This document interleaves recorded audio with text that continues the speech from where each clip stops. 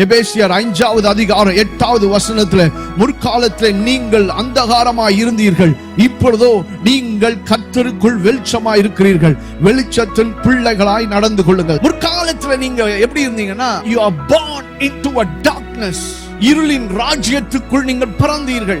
ஆனால் ஆண்டவர் உங்களை அந்தகாரத்திலிருந்து மீட்டெடுத்து உங்களை வெளிச்சத்தின் பிள்ளைகளாக வைத்திருக்கிறார். நீங்கள் கர்த்தருக்குள் வெளிச்சமா இருக்கிறீர்கள். எப்படி வெளிச்சமா இருக்கிறேன்? அவர் எப்படி வெளிச்சமா இருக்கிறாரோ அப்படியே கர்த்தர் என்னையும் வெளிச்சமாய் வைத்திருக்கிறார். அந்த வெளிச்சத்தில் நான் இருக்கிறபடினால் நான் இப்ப இருளின் பிள்ளையை போல நடக்க கூடாது. நான் இப்ப வெளிச்சத்தின் பிள்ளைகளாக நடக்க வேண்டும். ஏதேன் தோட்டத்தில் ஆதாமும் ஏவாளும் வெளிச்சத்தின் பிள்ளைகளாய் இருந்தார்கள். எங்கே மீறுதல் வந்ததோ அந்த மீறுதல் வரும்போது அவர்கள் இருளின் பிள்ளைகளாய் மாறிவிட்டார்கள். ஆகவேதான் வெளிச்சத்தை கண்டு பயப்படுகிறார்கள். ஏன்னா அவர்கள் இருளுக்குள் மாட்டிக்கொண்டார்கள். இந்த இருளை மாற்றுவதற்காக இயேசு கிறிஸ்து அவர் உனக்காக எனக்காக பலியானார். அவர் பலியானதின் முக்கியமான நோக்கம் உன்னை இருளின் ராஜ்யத்திலிருந்து விடுதலையாக்கி அவருடைய அன்பின் குமாரனுடைய ராஜ்யத்துக்குள் உன்னை உட்படுத்தி